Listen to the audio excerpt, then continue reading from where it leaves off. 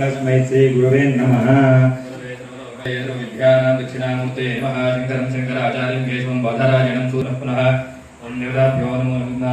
नमस्काराणि समर्पयामि। विष्णुदेवी देवादेवीर्वादिनीयुते धीनां विद्रुतो वाक्येभ्ये नमः।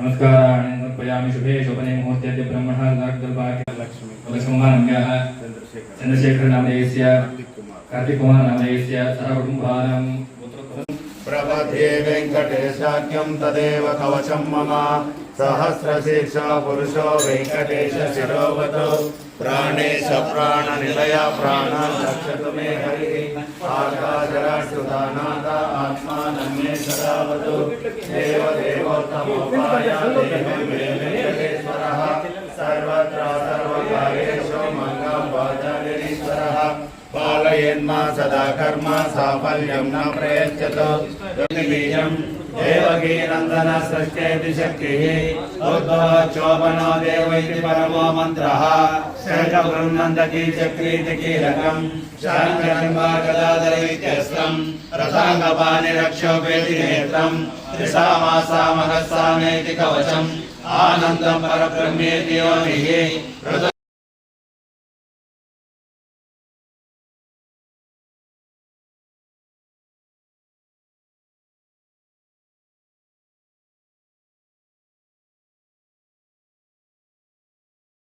आचार्य नोमेदनीपति श्रीपदार्थाचार्य महाशृंगाकृतांतकः महावराहो गोविंद सुजय नकनकांगदी दूरो कबीरो दहनो गुप्तचक्रगदा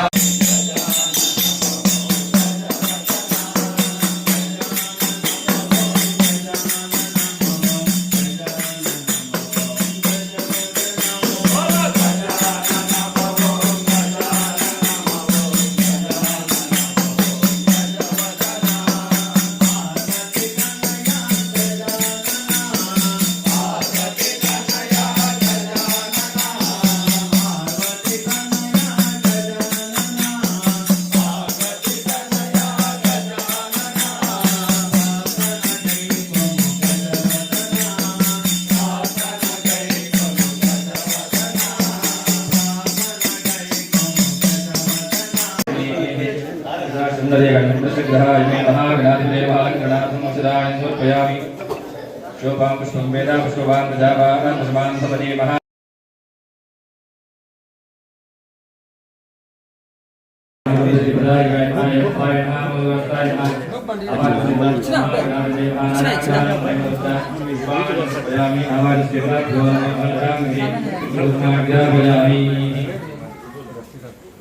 ఆయన అన్ని ఎవరు కావాలో ఆయన పిలిపించుకుంటారు.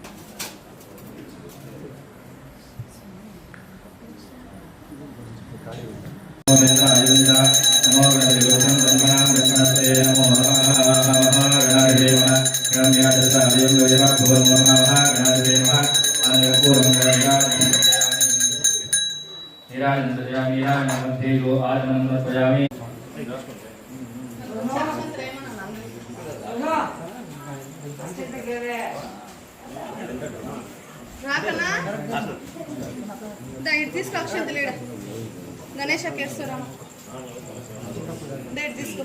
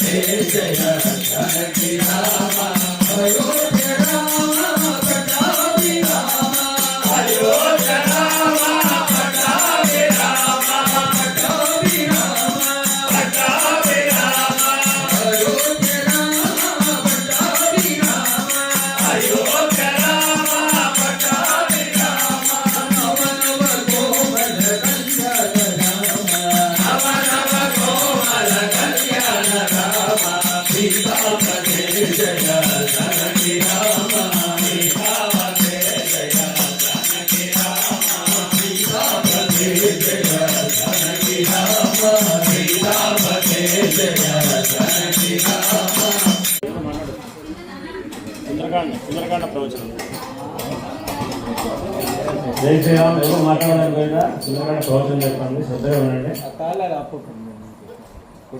శుక్లాంబరధరం విష్ణుం శుక్లాంబరధరం విష్ణుం శశివర్ణం చతుర్భుజం శశివర్ణం చతుర్భుజం ప్రసన్నవదనం ధ్యాయే ప్రసన్నవదనం ధ్యాయే సర్వవిఘ్నోపశాంతయే సర్వవిఘ్నోపశాంతయే వాల్మీకి ప్రార్థన వాల్మీకి మునిసింహస్య వాల్మీకి మునిసింహస్య కవితావానచారిణః కవితావానచారిణః శృण्वन् రామకథానాదం శృण्वन् రామకథానాదం మునయాంతి పరాంగతిం మోనయాంతి పరాంగతిం శ్రీరామ ప్రార్థన రామాయ రామభద్రాయ రామాయ రామభద్రాయ రామచంద్రాయ వేదసే రామచంద్రాయ వేదసే రఘునాథాయ నాథాయ రఘునాథాయ నాథాయ సీతాయ పదయే నమః సీతాయ పతయే నమః ఆంజనేయ ప్రార్థన ఎత్ర ఎత్ర రఘునాథ కీర్తనం యత్ర యత్ర రఘునాథ కీర్తనం తత్ర తత్ర కుసుమస్తకాంజలిం తత్ర తత్ర తమస్తకాంజలిం వాస్తవారి పరిపూర్ణలోచనం భాషవారి పరిపూర్ణలోచనం మారుతీం నమత రాక్షసాంతకం మారుతి నమత రాక్షసాంతకం. భగవద్బంధువులారా, ఈరోజు మరి సంకష్ట చతుర్థి వేడుకలు ఏటిగడ్డలో అంగరంగ వైభవంగా అనేక మంది భక్తుల సముదాయాలతో ఆనందంగా జరుపుకుంటున్నాము. మరి ఈరోజు కర్తలైనటువంటి మన రాము గారు, తర్వాత సురేష్ గారు ఇద్దరు కూడా ఈరోజు పూజాకర్తలుగా వ్యవహరించి ఈ కైంకర్యాన్ని జయప్రదంగా నిర్వహించడం అనేటువంటి జరిగింది. వాళ్ళకి ఒకసారి అందరూ కరతాళ ధ్వనులు చేయండి. ఓం గం గణపతయే నమః. ఓం గణపతయే నమః.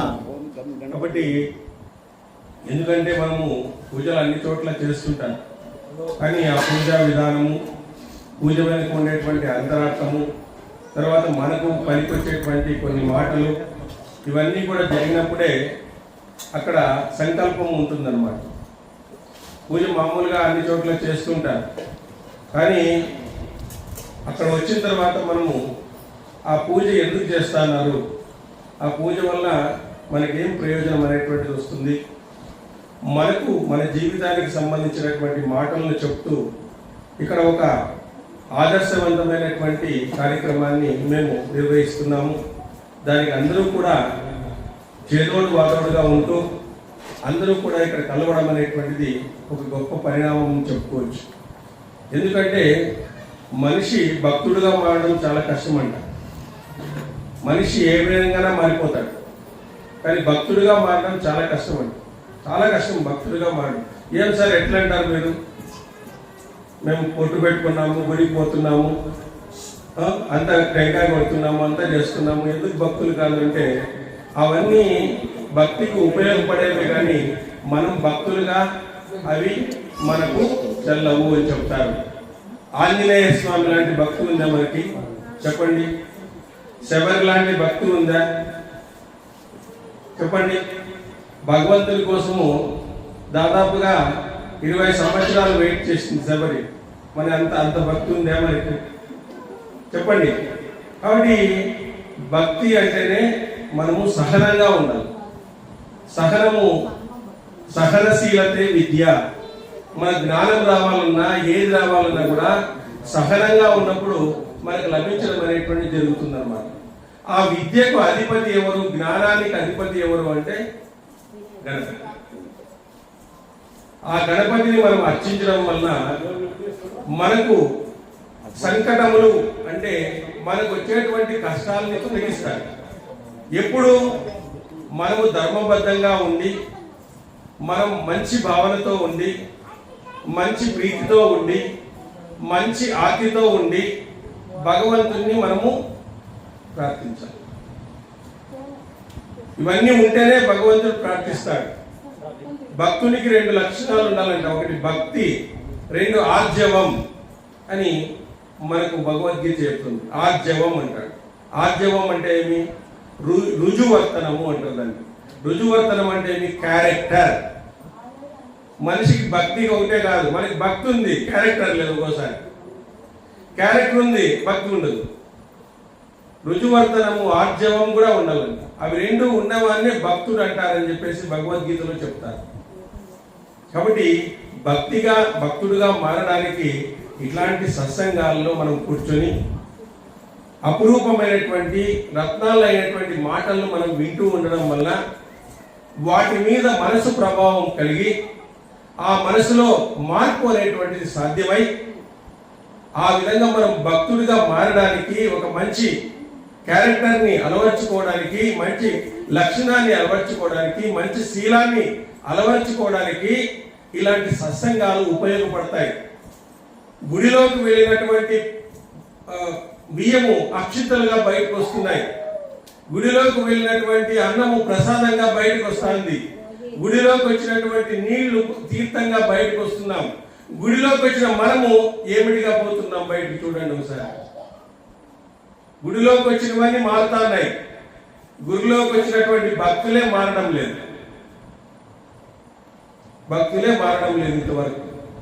అంటే భక్తి అంటే ఆంజనేయ స్వామినే తలుచుకోవాలి. ఆయన మించినటువంటి భక్తుడు లేనే లేడు. రామునికి ఎన్ని గుణాలు ఉన్నాయో ఆంజనేయ స్వామికి అన్ని గుణాలు ఉన్నాయన్నమాట. రామునికి ఎన్ని గుణాలు ఉన్నాయో ఆంజనేయ స్వామికి అన్ని గుణాలు ఉన్నాయన్నమాట. అందుకే రామచంద్రుడు గుర్తున్నంత వరకు ఆంజనేయ స్వామి గుర్తుంటాడు అని చెప్తారు. ఆయన నుంచి మనం నేర్చుకోవాల్సిందేమి? బుద్ధిస్థలం, యశోధైర్యం, నిర్భయత్వం, మరోగత, అజాడ్యం, వాక్పటుత్వంచ, హనుమస్మరణ భవేత్ అంటారు. ఈ 9 క్వాలిటీస్ ఆయన ఇవ్వడానికి రెడీగా ఉన్నాడు, కానీ మనం తీసుకోవడానికి రెడీగా లేవు. ఆయన భక్తులకే ఇస్తాడు, వేరే వాళ్ళకి. ఎవరైతే భక్తిగా ధ్యానిస్తారో, ఎవరైతే భక్తిగా ఉంటారో వాళ్ళకు మాత్రమే ఆ లక్షణాలను భగవంతుడు ఇస్తాడు. ఎందుకంటే భగవంతుడు మనకు ఫ్రెండ్ కావాలంటే భగవంతుని యొక్క కొన్ని క్వాలిటీస్ అయినా మనలో ఉండాలి, అప్పుడు ఫ్రెండ్ అవుతాడు ఎవరైనా కూడా. కాబట్టి భగవంతునితో స్నేహం చేయడం వల్ల మనకు ఇలాంటి క్వాలిటీస్ అనేటువంటివి వస్తాయి. ఇక్కడ సుందరకాండలో మేము శనివారము సంకష్ట రోజు ఈ సుందరకాండ పారాయణం చేస్తున్నాము. ఇక్కడ మామూలుగా ఆనవాయితీ ఇక్కడ ఈ సుందరకాండలో ఆంజనేయ స్వామి తోకకు నిప్పు పెడతారు. ఆ నిప్పు పెట్టడం వల్ల లంకనంతా కూడా కాల్చేస్తాడు ఆయన. అంటే చూడండి, ఆంజనేయ స్వామికి నిప్పు పెడుతూనే ఆ ఛాలెంజ్ని ఆయన అవకాశంగా మలుచుకుంటాడు. అది గొప్పతనం అన్నమాట. ఆయనకు వచ్చిన కష్టాన్ని అవకాశంగా మలుచుకుంటాడు ఆంజనేయ స్వామి. ప్రతి చోట అంతే. ఆయనకి ఏమైతే సమస్య వచ్చిందో ఆ సమస్యనే అవకాశాలుగా మార్చుకొని రామాయణాన్ని ముందుకు తీసుకుని వెళ్తాడు. అప్పుడు ఆయన చాలా బాధపడతాడు. ఏమని బాధపడతాడంటే, నేను లంకనంతా కాల్చేసినాను కదా, మరి సీతమ్మ కూడా కాలిపోతుందేమో, సీతమ్మ కూడా కాలిపోతుందేమో, ఏం పరిస్థితి? నేను వచ్చిండేదే సీతమ్మ కోసము, నేను వచ్చిండేదే రామ సందేశాన్ని ఇవ్వడం కోసము. అలాంటి సీతమ్మ వెళ్ళిపోతే పరిస్థితి ఏమి? నేను రాముడికి ఏమి సమాధానం చెప్పాలి అని చెప్పేసి బాధపడతాడు అనమాట. ఆ విధంగా మహాశాలైనటువంటి హనుమంతుడు లంకను పూర్తిగా దగ్ధమనించిన తర్వాత కాలాగ్ని వాలాగ్ని నీ సముద్రం నందు చెల్లార్చినాడు. రాక్షసులందరికీ బుద్ధి చెప్పినాడు. లంకానగరం అగ్ని జ్వాలలకు భస్మమైపోతా ఉందంట. అచ్చటి రాక్షసులను భయంతో వణికిపోయినారంట. అట్టి లంకను చూసిన పిమ్మట వానరోత్తముడైనటువంటి హనుమంతుడు ఆలోచింపసాగినాడు. ఒకసారి ఆలోచించినాడు. బుద్ధి బలం యశోధైర్యం కాబట్టి, బుద్ధి ఉంది కాబట్టి ఆయనకి ఆలోచించినాడు. అయ్యో, ఈ లంకను కాల్చివేసి నేను ఎంతో తప్పు పని చేశాను. మారుతి తనను తానే నిందించుకుంటున్నాడు.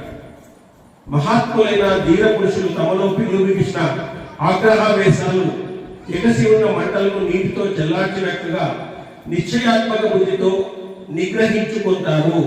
నిజంగా వారు ధర్మ్యాత్ములు అని చెప్తాడు. అంటే వాళ్ళు ఏదైనా తప్పు చేస్తే వాళ్ళు మదన పడతారు. మదన పడి రియలైజ్ అవుతారు.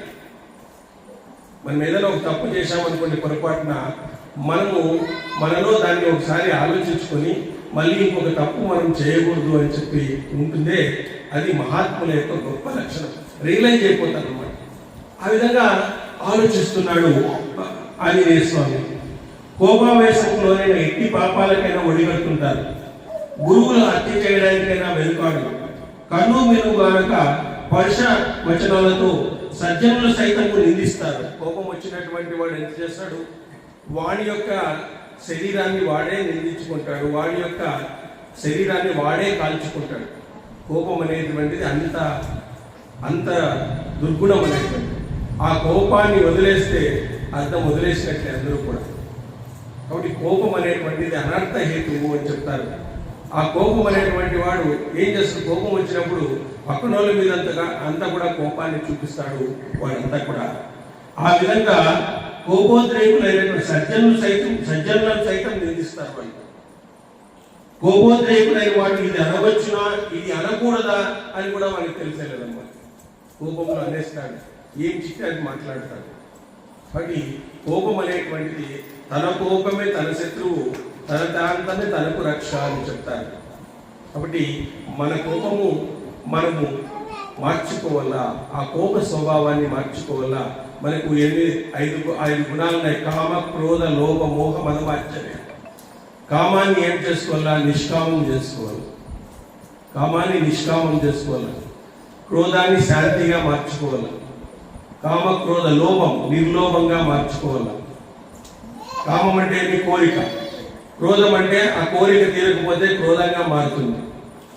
లోభం అంటే నాకు వస్తువు కావాలి అనుకోవడం. కామ, క్రోధ, లోభం. మోహం అది నాకే కావాలనుకోవాలి, అది నాకే చెందాలి అనుకోవాలి. కామ, క్రోధ, లోభ, మోహ. మదం నాకే వచ్చిందని గర్వపడింది. మాత్సరం అంటే వేరే వాళ్ళకి వస్తే సహించలేకుండా పోవడం. వేరే వాళ్ళకి వచ్చిందనుకో, మనం తినాల్సింది వేరే వాళ్ళకి వచ్చిందనుకో సహించలేకుండా పోవడం. వాడికి ఒక కారు ఉంది, నాకు లేదు, అసూయపడ్డా. వాడికి క్యాన్సర్ ఉంది, నాకు లేదు అనుకోదు. వాడికి క్యాన్సర్ ఉంది అనుకో, నీ క్యాన్సర్ కావాలనుకోవా అనుకో. అది కూడా కారు వచ్చిన కారుతో కొన్న తర్వాత వాడికి క్యాన్సర్ వచ్చింది అది అనుకో. అట్లా అది మాత్రం అనుకోండి. వాడి కారు ఉంది, నాకు లేదు. వాడి క్యాన్సర్ ఉంది, నాకు వద్దు అంటాడు. మళ్ళీ ఇట్లుంటుంది మన పరిస్థితి. కాబట్టి ఇది వీటిని వదిలిపెట్టాలా. వీటిని వదిలిపెట్టినటువంటి వాడు సజ్జనుడు అవుతాడు అని చెప్తున్నాడు. అట్టి వాడిని చేయకూడని పని ఉండదు. ఏ పనైనా చేస్తాడు కోపం వచ్చినటువంటి వాడు. అనకూడని మాట అన్నాడు. మన ఎవరో మహారాష్ట్రలో పంచాయతీ ఎలక్షన్స్ కి ఒక నిబంధన పెట్టారంట, 3 సంతానం ఉండకూడదు అని చెప్పేసి. 3 సంతానం ఉండకూడదు అంటే అతను ప్రెసిడెంట్ గా నిలబడాలంటే ఆయన ఏం చేశాడంటే ఒక కూతురుని తీసుకొని పోయి బావిలోకి దొరికిస్తాడంట. 2 కొడుకులు, ఒక కూతురు ఉందంట. నాన్న ఎందుకు ఆ విధంగా చేస్తున్నావు అన్నా కూడా ఇచ్చిపెట్టలేదంట. పెద్ద బావిలోకి పోయి తోసేసినాడు. నా కూతురు చచ్చిపోయింది, నాకు ఇద్దరే ఉండేది, చూడండి నాకు ఏంటి నామినేషన్ ఇస్తాను. ఇప్పుడు ఎంత దానికి అరికడతా అన్నారు. ఎంత ఘోరంగా మన దేశంలో ఇలాంటి సంస్కృతి సాంప్రదాయాలు, గొప్ప మహాత్ములు, గొప్ప వ్యక్తులు, భగవంతుడే ఇక్కడ అవతారాలను తీసుకున్నటువంటి భూమిలో ఈ విధంగా జరుగుతుందంటే కారణమేమి? ఈరోజు ఆలయాలు అనేటువంటివి సంస్కార కేంద్రాలుగా మారకుండా ఉన్నాయి. ఆలయాలు ఏమిగా మారాలా? సంస్కార కేంద్రాలుగా మారాలా. ఆలయంలోనే మనం తప్పులు చెప్పుకుంటాం, గొప్పలు చెప్పుకోం. గొప్పలు మర్చిపోయి తప్పులు చెప్పుకునేటువంటి ఏదైనా స్థానం ఉంది అంటే అది ఆలయం. మన తప్పులే చెప్పుకుంటాం, స్వామి ఇంకొకసారి చేయండి స్వామి, ఇంకొకసారి చేయండి స్వామి అని తప్పులు చెప్పుకుంటాం. కాబట్టి తప్పులు చెప్పుకునేటువంటి కేంద్రం ఏదన్నా ఉంది అంటే అది ఆలయం. గొప్పలు చెప్పుకునే కేంద్రం ఏదన్నా ఉంది అంటే బస్ స్టాండ్ అండి. ఇది సంస్కార కేంద్రం, ఒక మనసును తీర్చిదిద్దేటువంటి కేంద్రం కావాలి. ఈరోజు ఎక్కడుందండి? ఆలయాల్లో ప్రసాదాలు బాగుంటేనే వస్తున్నారు, అలంకారం బాగుంటే వస్తారు. ఇప్పుడు భలే ఉంటుందంట అలంకారము.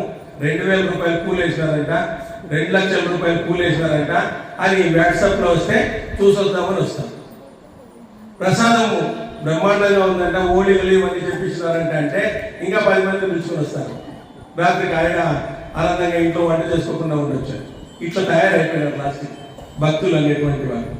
ఆలయంకి ఆ విధంగా వస్తున్నారు. రోజు ఏదన్నా విశేషమైతే తప్ప రాదు.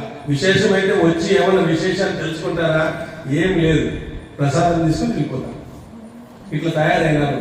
ఆ విధంగా సంస్కార కేంద్రాలుగా మారాలి. పూర్వకాలంలో సంస్కార కేంద్రాలుగా ఉన్నాయి కాబట్టి ఆ రోజు ఆ విధంగా ఉండేటువంటిది అన్నమాట. కాబట్టి మనము ఆ సంస్కార కేంద్రాలుగా మార్చాలా. కాబట్టి ఆ సర్పము జీర్ణమైన శరీరాన్ని విడిచినట్లుగా, సర్పము కుప్సాన్ని విడుస్తుంది అనమాట.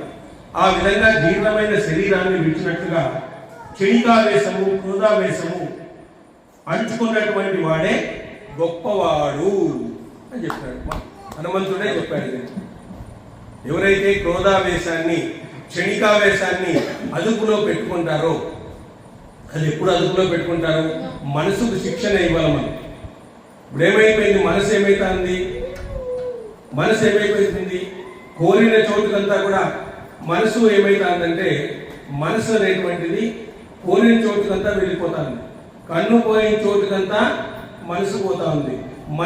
మనసు పోయిన దానికంతా మనిషి కూడా పోతున్నాడు. మనిషి కూడా పోతున్నాడు. అది మంచిదా కాదా అని తెలియడం లేదు. అందుకోసము మనం బుద్ధిని యాక్టివేట్ చేసుకోవాలా, బుద్ధిని ప్రచోదనం చేసుకోవాలా. బుద్ధిని ప్రచోదనం చేసుకోవాలంటే ఆంజనేయ స్వామి ఆశీర్వాదం ఉంటే బుద్ధిని ప్రచోదనం చేసుకుంటాం మనం. అందువల్లే బుద్ధి చెప్పినటువంటి మాటలు వినాలా. బుద్ధి బాగా వికసించేది ఎక్కడ అంటే దేవాలయాల్లో వికసిస్తుంది.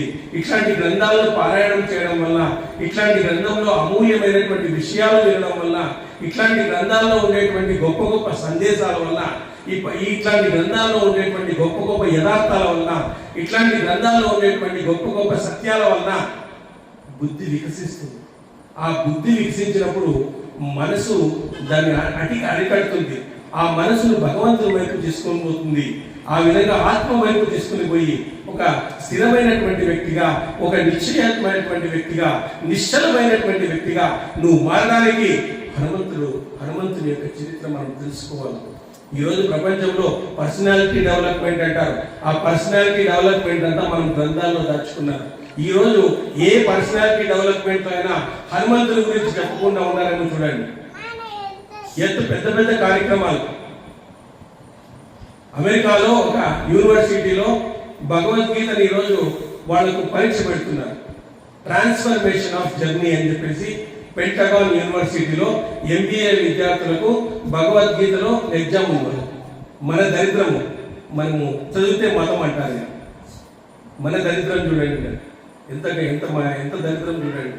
వాళ్ళ దేశాల్లో ఆ గ్రంథాలన్నీ పెట్టుకొని దాన్నంతా కూడా పారాయణ చేసుకుంటూ, దాన్నంతా కూడా వాళ్ళ జీవితానికి అన్వయించుకొని వాళ్ళ జీవితాలను మార్చుకుంటున్నారు. మనము మన దేశంలోనే పుట్టినటువంటిది. కురుక్షేత్రం ఎక్కడుంది? హర్యానాలోనే ఉంది. ఆ కురుక్షేత్ర భూభాగంలోనే భగవద్గీతను చెప్పినటువంటి మన శ్రీకృష్ణుడు ఉన్నాడు. ఆయన చెప్పినటువంటి దాన్ని మనం ఈరోజు చదువుకోలేకుండా పోతున్నాం. 7,000 మంది పిల్లలు 700 శ్లోకాలు పారాయణం చేసినారు. అక్కడ అమెరికా యూనివర్సిటీలో పారాయణం చేసినారు. కాబట్టి పిల్లలకు ఈ సంస్కృతి సాంప్రదాయాలన్నీ కూడా నేర్పించండి. పిల్లలకి బలవంతంగా, ప్రయత్నపూర్వకంగా మన సంస్కృతిని, సాంప్రదాయాలను నేర్పించి వాళ్ళని గొప్పగా తీర్చిదిద్దితే మన సంస్కృతి అనేటువంటిది శాశ్వతంగా ఉండడం అనేటువంటి జరుగుతుంది. మనతోనే అంతం కాకుండా మన పిల్లలు కూడా ఈ సంస్కృతిని అంతా నేర్పిస్తే వాళ్ళు కూడా ఈ గొప్ప సంస్కృతికి వారసులైతారు. ఈ గొప్ప సంస్కృతి వాళ్ళు ముందుకు తీసుకుని పోతారు. కాబట్టి అట్లాంటి సంస్కృతిని అన్ని చేయాలనే ఈరోజు అనేక గుడులు అనేక రకమైనటువంటి కార్యక్రమాలు అందరూ కూడా చేస్తేనే ఏదో ప్రసాదాల కేంద్రం కాకుండా, ఏదో పలహారాల కేంద్రం కాకుండా, ఏదో అలంకార కేంద్రాలు కాకుండా ఈరోజు గుడులన్నీ కూడా ఓ సత్సంగ కేంద్రాలుగా మార్చుకోవాలి. ఒక సత్సంగ కేంద్రాలుగా, ఒక సత్యాన్ని తెలుసుకునేటువంటి కేంద్రాలుగా మనకు ఉంటే ఖచ్చితంగా ఉంటుంది. అలాంటి గొప్పదైనటువంటి వేదికకు ఈరోజు రాము సురేష్ గారిద్దరూ కూడా వాళ్ళిద్దరూ కూడా గొప్ప మనకు సంకష్టహర చతుర్థిని ఈరోజు నిర్వహించినారు. సో వాళ్లకు గణపతి ఆంజనేయ స్వామి రాముని యొక్క ఆశీర్వాదము మెండుగా దండుగా ఉండాలని, వాళ్ళకు ఆయుష్ ఐశ్వర్యము మంచిగా ఉండాలని మనం అందరూ కోరుకుంటున్నాం. జై శ్రీరామ్, జై శ్రీరామ్, జై శ్రీరామ్. శరవణ సార్ శ్రీకాంత్ మహామంగళం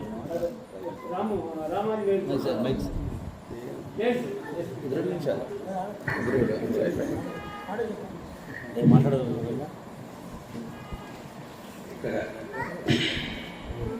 జై శ్రీరామ్. ఇక్కడ విచ్చేసిన పెద్దలందరికీ, ఆత్మస్వరూపులందరికీ అనేక నమస్కారాలు తెలుపుతూ, ఈ పాదయాత్ర బృందము, సంకష్ట బృందము, అదే గతిస్వం బృందము, ఏటగడ్డ ఆంజనేయ బృందాలు, వీరంతా అందరూ ఇప్పుడు ఆదివారం అందరూ కుటుంబాలతో అనుభవిస్తూ ఉంటే ఇక్కడ ఇంతమంది 8,000 మందిలో ఇంతమంది భగవంతుడి దగ్గర అనుభవం పొందుతున్నారంటే మనమంతా అదృష్టవంతులు. వాళ్ళకంటే ఇదే నిజమైన ఐశ్వర్యం. ఇది మాత్రమే వస్తుంది. మనము కొద్దిగా ఈరోజు సంకష్ట చతుర్థి.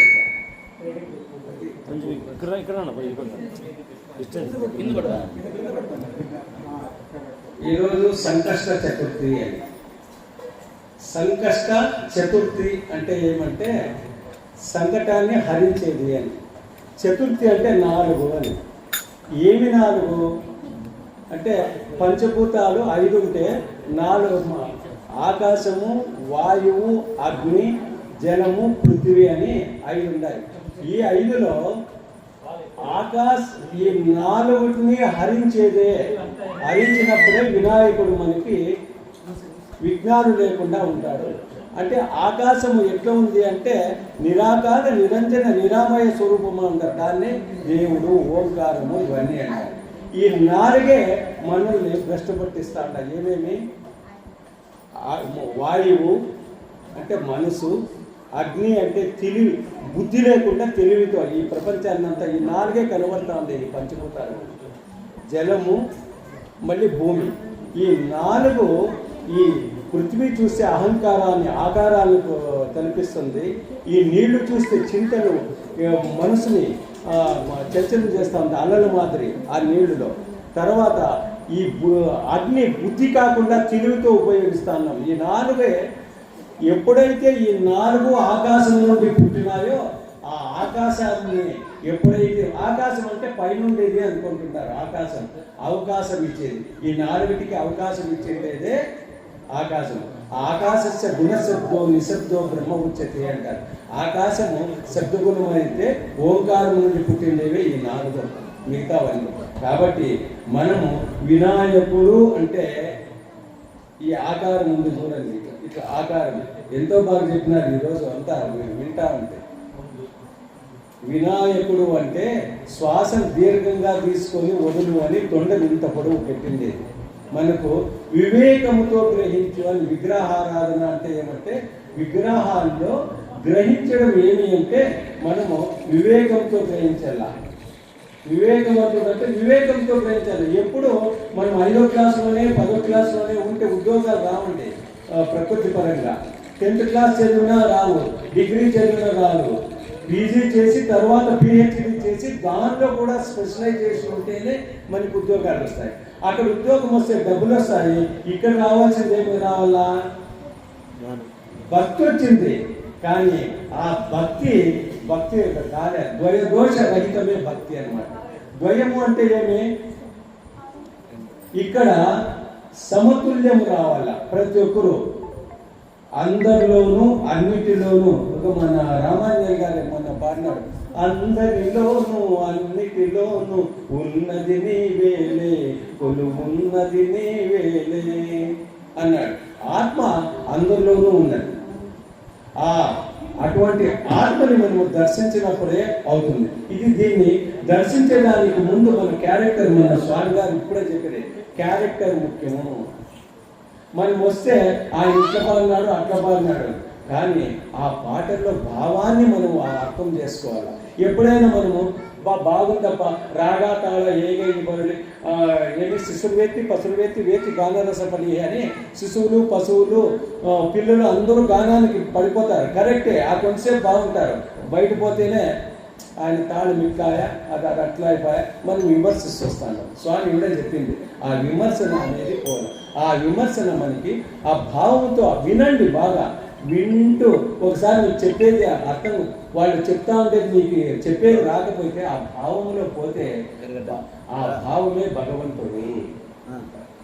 ఇక్కడ మనము కావాల్సిన వినాయక చతుర్థి అంటే ఈ 4 విధాలు, ఈ 4 మనకి 2 రకాలుగా మనకి ప్రకోపిస్తూ ఉంటాయి మన శరీరంలో, ఈ మనసులో. ఏమి? ఈ ఆకాశం నుండి ప్రశాంతత వస్తుంది. ఈ ఆకాశమే ఈ వాయువుతో కలిగి మనసు పుడుతుందన్నమాట. ఈ ఆకాశమే ఈ అగ్నితో పుట్టి బుద్ధి పుడుతుంది. ఈ ఆకాశమే జలముతో పుట్టి చిత్తం పుడుతుంది. ఈ ఆకాశమే భూమితో పుట్టి అహంకారం పుడుతుంది. ఈ 4 స్వామి చెప్పా, నాకు ఏమైతే వస్తా ఉందో దాన్ని గమనించాలా. గమనికే యోగము, గమనికే సాధన, గమనికే గమ్యము అంటారు. ఈ 3 మనం ఎప్పుడైతే గమనిస్తామో ఆ భక్తి ఆటోమేటిక్గా వస్తుంది. అందుకే ఈ గమనికే జ్ఞానము అని ఎట్లా అవుతుందంటే, ఈ భక్తి లేని జ్ఞానము నిరర్థకం. భక్తి లేని జ్ఞానము నిరర్థకం, జ్ఞానము లేని భక్తి నిష్ప్రయోజనం అంట. జ్ఞానం ఉంది, నాకు జ్ఞానాహంకారం, నాకు ఇన్ని తెలుసు, నాకు వేదాలు తెలుసు, వేదాంతాలు తెలుసు, గురువులు తెలుసు, అన్ని తెలుసు, ఇది జ్ఞానాహంకారం. తెలుసు ఏమి అనుసరిస్తున్నావా? నడి నుడి, ఏది నడుస్తావో అది నువ్వు చెప్పాలా. నుడి నడి, ఏది చెప్తావో అది నడచాల. అది ఉందా? లేదు. పోనీ భక్తి ఉందా? వినయ విధేయతలు. భక్తి అంటే ఏమంటే అనన్య చింతయంతో మాం వేదనా పరిపాసకి నిత్యాభిత్తానం యోగక్షేమం వహామ్యము అంటారు. అంటే అనన్య చింతనతో నువ్వు ఏ దేవునన్నా పిలుచుకో. చాలా మంది మనం ఏమైపోతున్నాను అంటే, ఇప్పుడు ఆంజనేయుడు ఉన్నాడు, వినాయకుడు, ఎవరిని ముక్కోలే చెప్పండి? వీడు కన్ఫ్యూజన్ కదా మనకు. ఎవరిని ముక్కాలి? ఎవరు గొప్పలేదా? ఇంతవరకు ఆంజనేయుడు గొప్ప అని చెప్పారు. ఈరోజు సంకర్షిస్తే మరి ఆంజనేయుని గురించే చెప్పింది ఎందుకు? ఇది కన్ఫ్యూజన్. అందుకే అట్లాంటి గురువు దగ్గర చేరి ఈ సత్సంగాలు పోతే, స్వామి మీరు ఈరోజు చెప్పినారు కదా, స్వామి దగ్గరికి పోతే ఎందుకు ఎట్లా చెప్పినారు ఏమి అని ఆ జ్ఞానం దగ్గరికి పోయి మనం నేర్చుకోవాలా. రియల్ ఎస్టేట్లు చేసుకుంటూ ధనం ఏడొస్తుంది అని మనమైతే ఎదుర్కొని పోతాం. ప్రతి దానికి డబ్బులకి స్వామి ఇంత లాభం వస్తుందంటే ఇంత లాభం వస్తుందంటే ఎదుర్కొని పోతాం. ఈ జ్ఞానం కోసం ఎదుర్కోకూడదు గురువుల దగ్గరికి. అందుకే భజన చేస్తే వాక్యములో జా అంటే జనన మరణాలను నశింపచేసేదే భజన. అటువంటి భజన కావాలి. అందుకే ఈ చెట్టు మీద కామ క్రోధ లోభ మోహ మద మత్సరాలు అనే కాకులు పక్షులు ఉన్నాయి. దానికి సౌండ్ చేస్తేనే ఆ పక్షులన్నీ ఎగిరిపోతాయి. అందుకే ఈ రోజు ఎప్పుడు ఈ సత్సంగానికి వస్తూ ఉంటే ఆ రామభజన వింటూ వింటూ వింటూ వింటూ ఆయన వాల్మీకి రామ అనేది రాకపోతే మర్రి చెట్లు మధ్య పెట్టుకొని ఇదేందయ్యా అంటే ఈ మర ఆ మర ఈ మర ఆ మర ఈ మర ఆ మర ఈ మర ఆ మర ఈ మర రామ రామ రామ అని వచ్చి ఆ వాల్మీకి అయిన దానికి ఆయన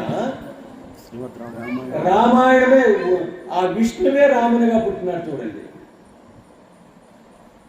మనం అంత కావాల్సిన పనిలే.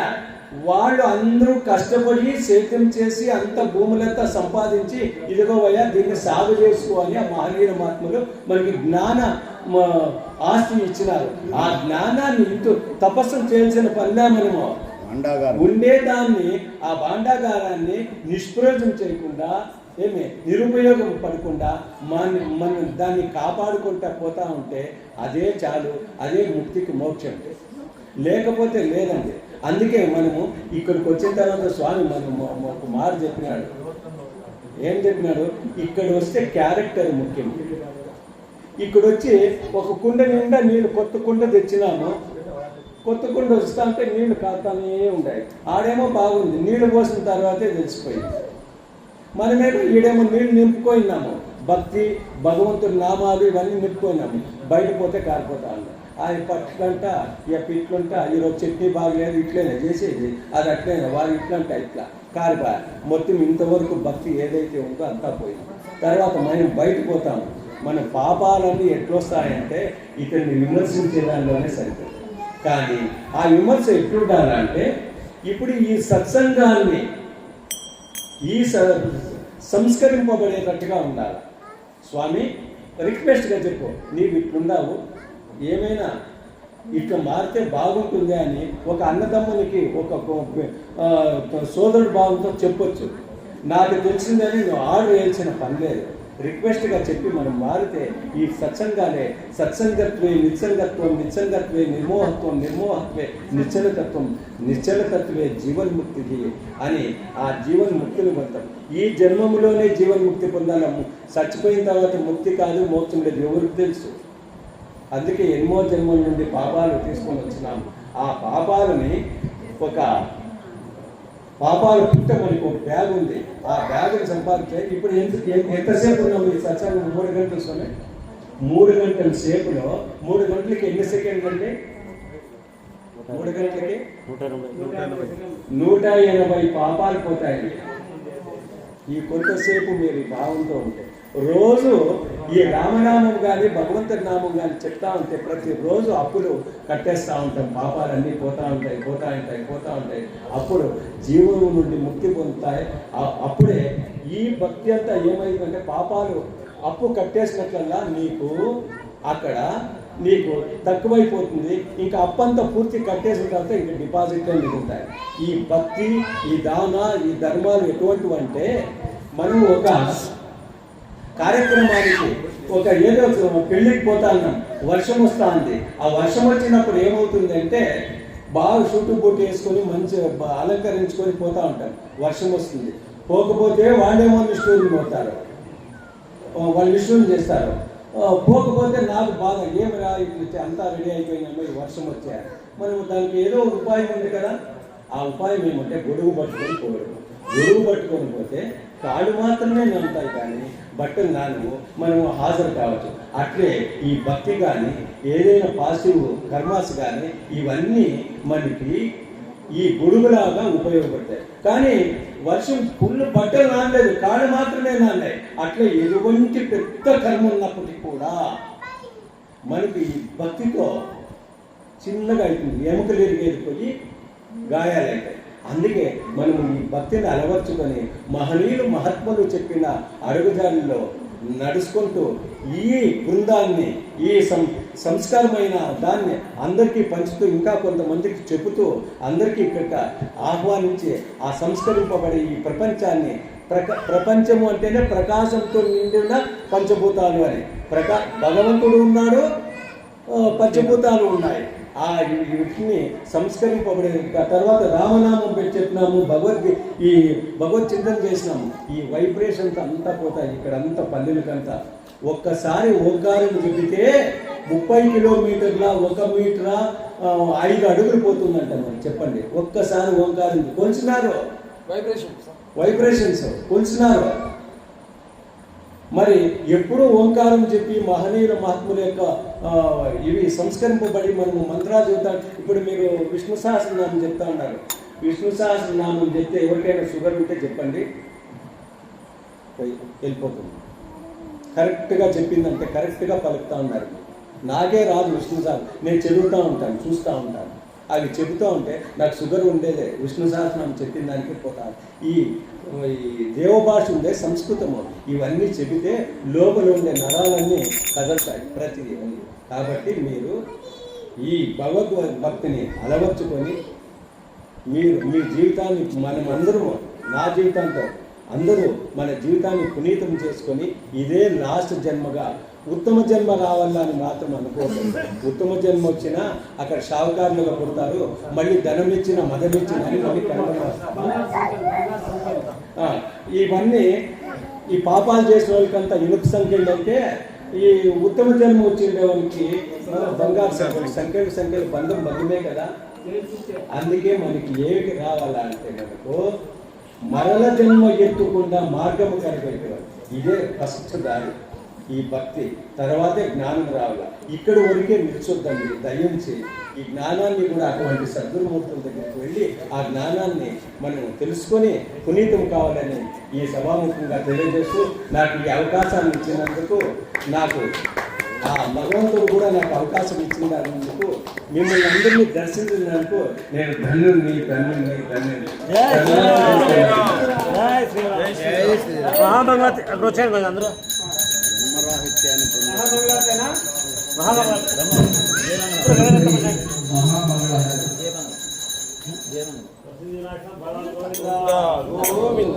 మహామంగళాన్ని అందరూ దయచేసి రావాల్సిందిగా కోరుతున్నాము.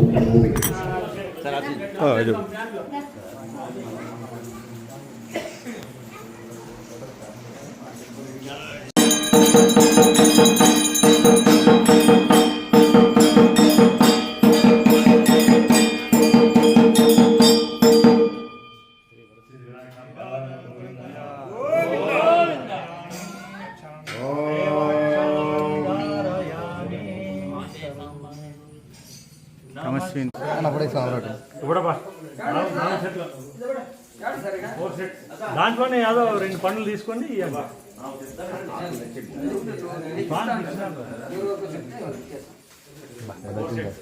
మీది ఎస్టండి కదా సార్ మీదే మొబైల్ యాడ్ సూపర్ సార్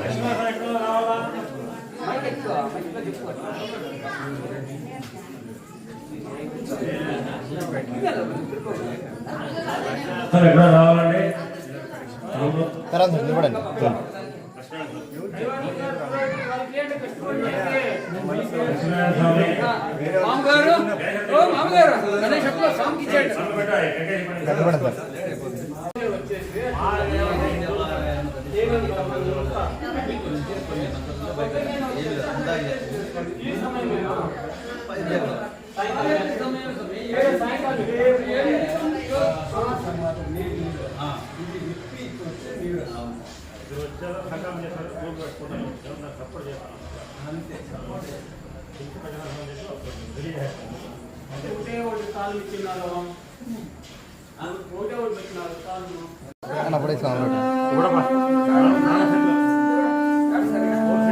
దాంట్లోనే ఏదో 2 పండ్లు తీసుకోండి.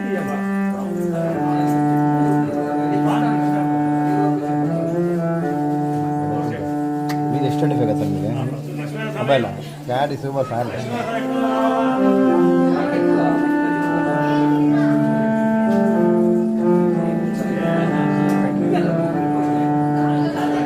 ఎక్కడ